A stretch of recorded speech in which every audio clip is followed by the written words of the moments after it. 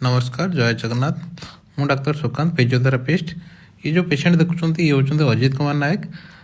तर कलिग आम सहित कंटाक्ट करते आफ्टर सीवीए पेशेंट कौन हो सर्जरी पर patient doctor discharge कलापर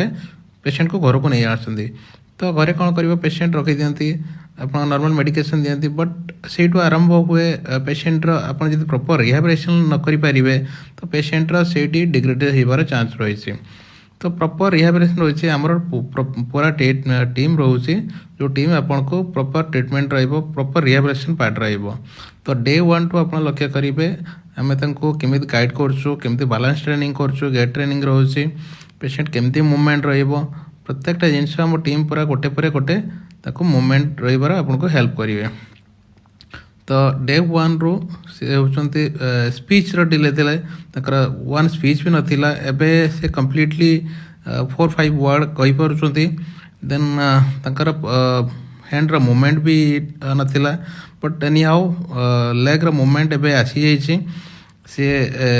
with stick रे चली पार्टी नाउ सी हैप्पी अच्छा बर्तमान एंड आप देखिए विदिन 30 days रे से प्रॉपर चली पार्टी आमर टीम आपण सहित सब बेले अच्छी बालेश्वर प्रथम थर आपण सहित रिहाबिलिटेशन पार्ट रे